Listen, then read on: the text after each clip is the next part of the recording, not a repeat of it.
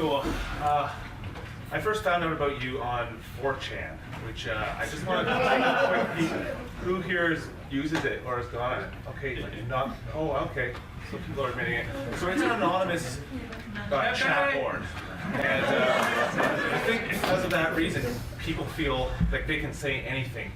Maybe something is lost because on Facebook, when your reputation is tied to all the opinions that you feel like you might want to test out, but on a place where it's anonymous, it's not. It's dark, and you have an international appeal. You have this.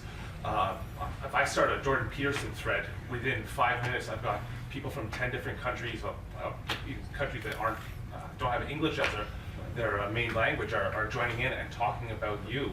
The man who yells out that emperor has no clothes, and we talk about how archetypes seem to manifest. What are you? The best person to answer that is actually not me. It's my wife. Because she knows what I am, and it's not all that great, all things considered. Well, from an archetypal point of view, what has manifested? What are you embodying that seems to? I mean, we don't need to see your real ugly face.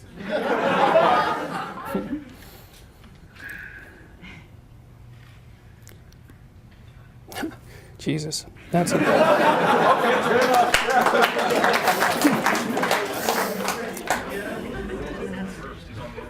Look, I told you the story at the beginning of the lecture. I've been trying to solve a problem. And I've really done everything I can to try to solve that problem. And I've been talking about what I learned and who I learned it from for 30 years, and that's had a positive impact, as far as I can tell, on the people to whom I've taught it. And so I'm someone who's tried to solve the hardest problem that he could find. That's all. And Do you think individuals today should have a renewed relationship with religion and God to kind of rebuild the moral authority that you've talked about that's been lost? Absolutely. Yeah, I think the question was, do I think that modern people should have a renewed relationship with religion and God? It's like, yes, absolutely. But it has to be predicated on higher consciousness, so to speak. And I mean that very technically. So this is what happened. This is how our religious systems developed. I'll give you the very brief version. So if you look at the structure of a chimpanzee troop or a wolf pack, there's an ethic. And there has to be, because otherwise the wolves would tear each other apart, and so would the chimpanzees. So the chimpanzees, in their dominance hierarchy structures, learn how to act out as society, just like the wolves do. So here's a rule for a wolf. Wolf A wants to be top dog, and Wolf B wants to be top dog, and so they snarl at each other, and they puff out their fur, and they look big and ferocious, and they turn sideways to scare each other, and then one of them chickens out and rolls over and shows his neck. And basically that is the acting out of, well, I'm a useless supplicant, and your majesty can do what he will with me. And then the proper wolf king says, yeah, well, I might need your useless carcass to haul down a moose tomorrow, so I could tear out your throat, but I won't.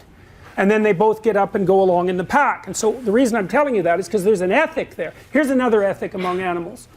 So if you take juvenile male rats, they need to play. They need to engage in rough and tumble play, or they develop attention deficit disorder, by the way, which is quite interesting and something to think about for your little rats in school that are developing attention deficit disorder. So if you take a juvenile rat and he knows he's going to be able to go in a space where he can play, he'll work to open a door to enter that space. So that's how you know he's motivated, because you can't ask him, because you can't speak rat, and neither can he. So you let the rat go in the play space, and you let another rat go in there of about the same age. Imagine one rat's 10% bigger than the other. So what happens first is the rats wrestle. It's not aggressive. They wrestle just like Worldwide Wrestling Federation guys wrestle, and for many of the same reasons. And the rats will pin each other, and if you pin the other rat, you win. So if you're 10% bigger than the little rat, then you can always pin him. You can always win.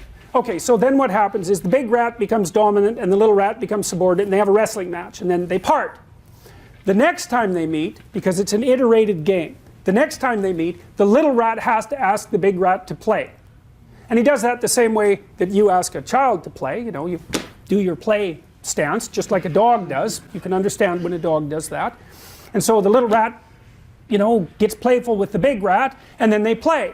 But if you pair them repeatedly, the big rat has to let the little rat win at least 30% of the time, or the little rat won't invite him to play anymore. Right, that's cool. That's so cool, man. Jack Panksepp discovered that. He also discovered that if you tickled rats, they giggled, but they do it ultrasonically. So you have to, like bats. Eh? So he discovered the play circuit. It's a major neuroscience discovery. And so there's an emergent ethic in play, a fair play ethic. And now, hell, I can't remember what your question was. So,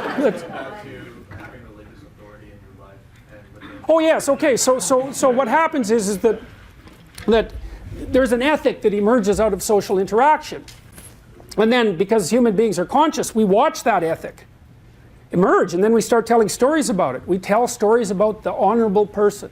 And the honorable person who doesn't just win today's game, but wins it in a way that makes everyone invite him to play games infinitely into the future, right? So that makes you the meta player.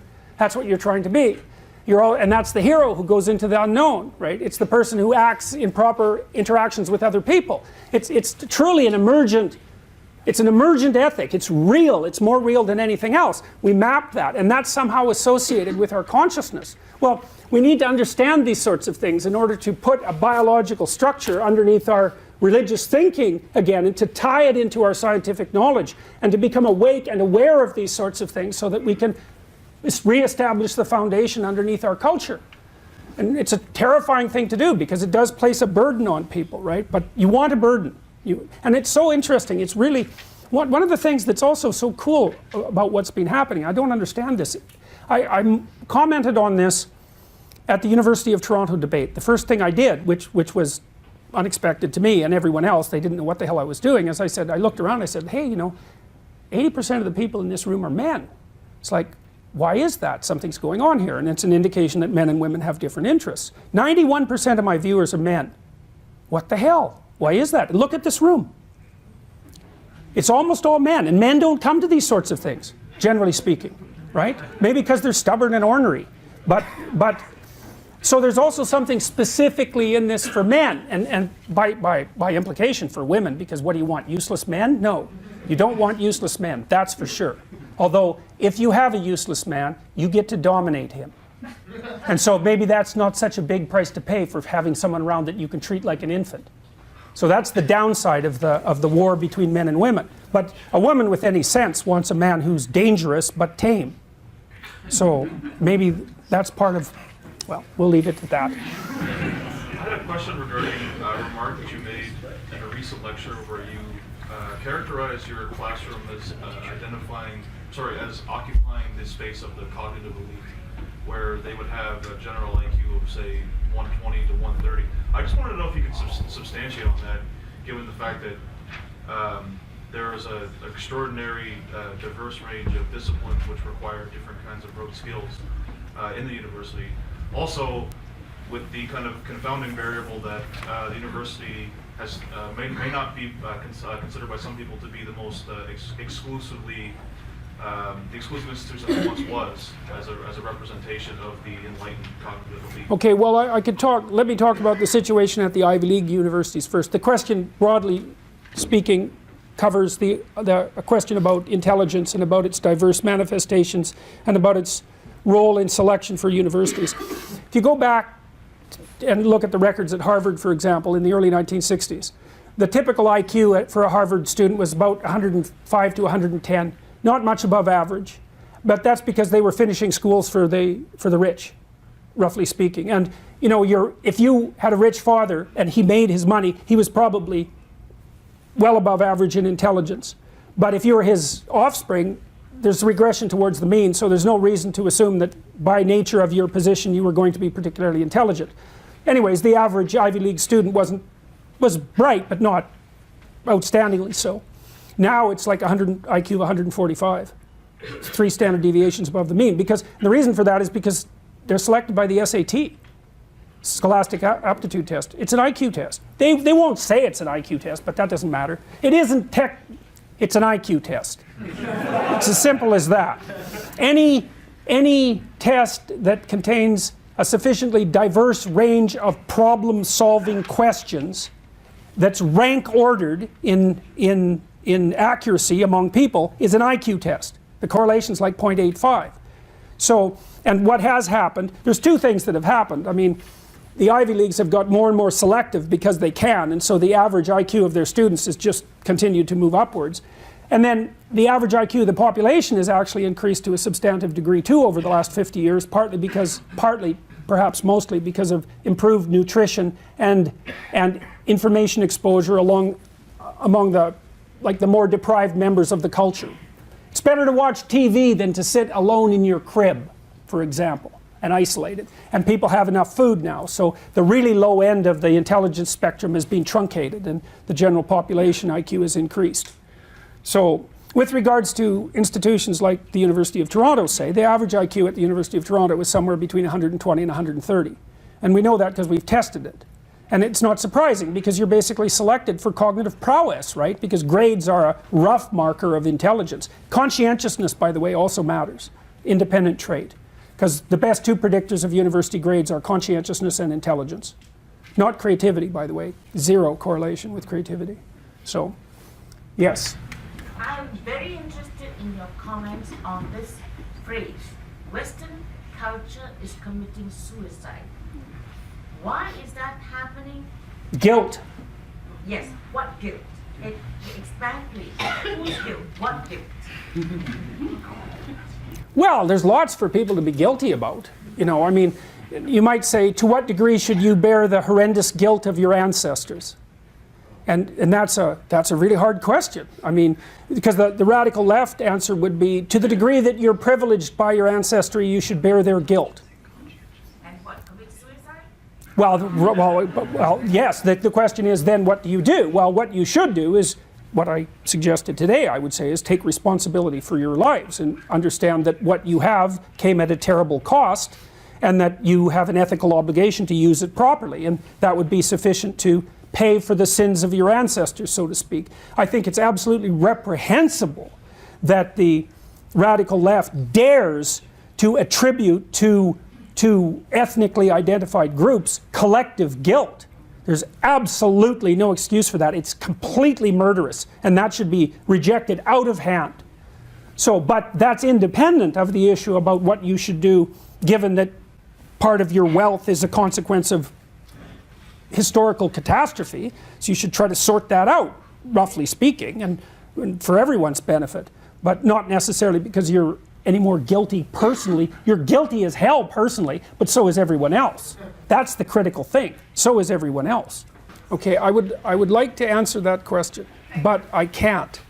And there's two reasons for that. The one is that there's a large element of the answer that has to be legal, and I can't do that. And the other part of it is because I'm actually too tired to formulate a coherent response to that. So, and I don't want to formulate an incoherent response. So I'm sorry that I can't be, I mean, obviously I believe that people's right to communicate should be as untrammeled as possible, but to bridge the gap between that and your specific concern requires a feat of mental energy that I can't do at the moment, and maybe ever. At the back? Hi there. Just one quick note before I get into my two questions I have. As a gay male, I want to say thank you for speaking the truth on the whole pronoun thing, because that drives me absolutely ballistic in today's society. Now, two quick questions. I want to get your view on the social construct of a safe space that universities like my own here at Ottawa have tried to push on us. Yeah. And as well, I want to understand what your view on this whole white privilege thing is that universities like Ottawa, U of T, Yeah. Ryerson, Yale, all these other universities are trying to cram down. Yeah, well, I think the idea of white privilege is absolutely reprehensible. And it's not because white people aren't privileged. We have all sorts of privileges, and most people have privileges of all sorts, and you should be grateful for your privileges and work to deserve them, I would say. But the idea that you can target an ethnic group with a collective crime, regardless of the specific innocence or guilt of the constituent elements of that group, there is absolutely nothing that's more racist than that. It's absolutely abhorrent. I can't... Yeah. I mean, if you really want to know more about that sort of thing, you should read about the kulaks in the Soviet Union in the 1920s, Kulaks, because they were farmers who were very productive. They were the most productive element of the agricultural strata in Russia, and they were virtually all killed or raped and robbed by the collectivists, who insisted that because they showed signs of wealth, they were criminals and robbers. So, and one of the consequences of the prosecution of the kulaks was the death of 6 million Ukrainians from a famine in the 1930s. The idea of collectively held guilt at the level of the individual as a legal or philosophical principle is dangerous. It's precisely the sort of danger that people who are really looking for trouble would push. So, and just a cursory glance at 20th century history should teach anyone who wants to know exactly how unacceptable that is.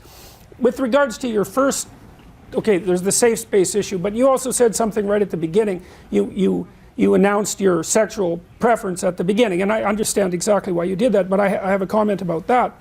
And this is something for people in the audience to think about. I've received at least 25 letters from transsexual people, and that's quite a few because there aren't that many transsexual people, right? So they're rare, they're very rare, and every single one of them but one was supportive.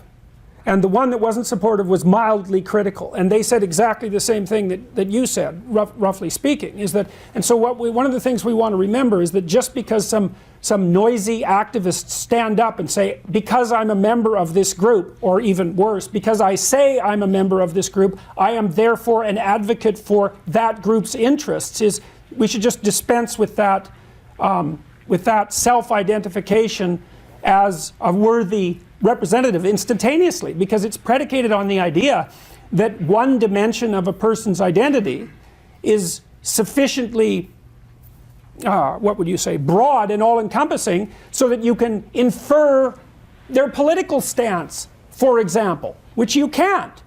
And so the trans people that have written me, they all say the same thing. A, those people do not speak for me. B, we're not all the same. C, most of us think that the enforced pronoun issue is doing nothing but drawing negative attention to us.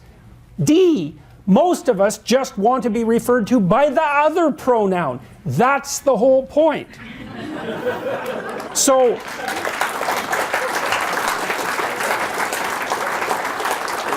so this has been very, very reassuring to me, because one of the things I presumed right from the onset was that there was no evidence whatsoever that this nonsensical legislation and the postmodern idiocy behind it is in fact demanded by this community, or that it will in any way be in anyone's best interest. No, I don't buy it. And I think it's rotten right to the core. So, and then the safe space issue. It's like, if you need a safe space, see a therapist. Really. University is not a safe space. If university is done right, it is a radically unsafe space. If you want to go somewhere and get yourself taken apart intellectually, and then hopefully put back together, then you go to university. Everything you believe should be challenged in every possible way, but not in a destructive sense, right? Like when you're renovating a house, you don't just burn it to the ground and walk away. That's what the postmodernists do to adolescence, by the way. You dismantle it in consultation with its occupant, attempting to build something more beautiful and functional on the foundation. It's not a safe space. In my classes, and I tell my students this right at the beginning, I'm trying to get them to understand why they are Nazis. Right, there isn't anything more unsafe than that.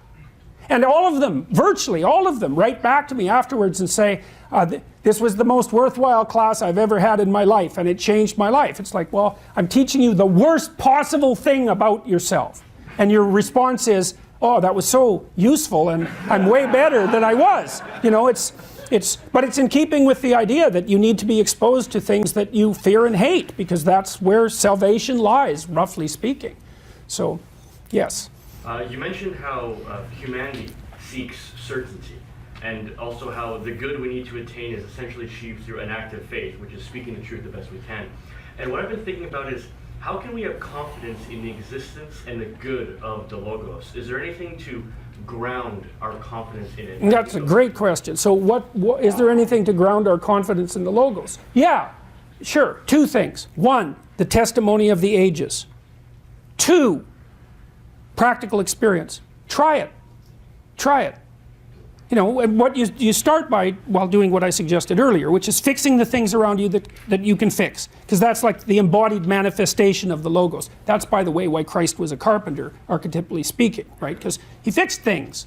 So, and you know, if you're a bad carpenter, the things you fix fall apart. So there's truth in being a carpenter.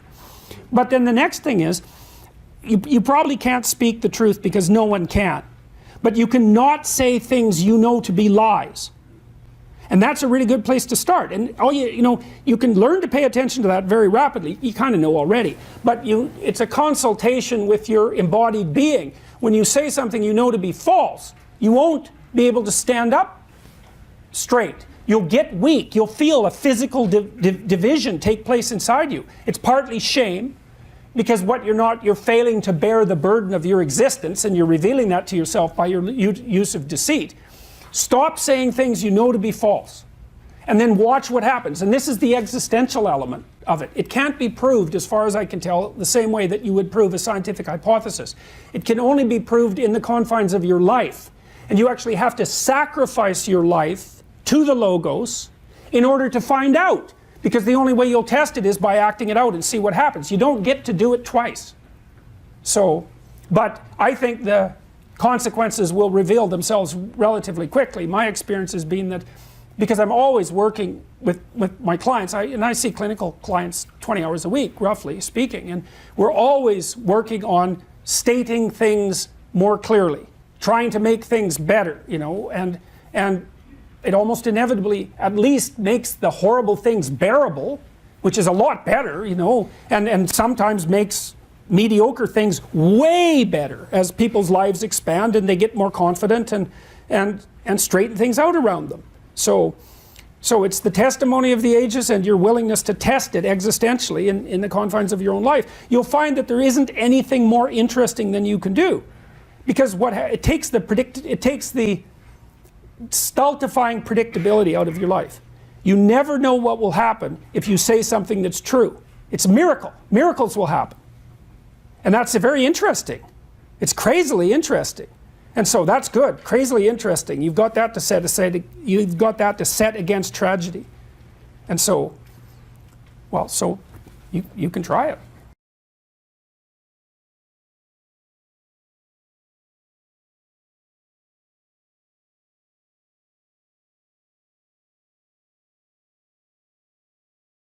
Yeah.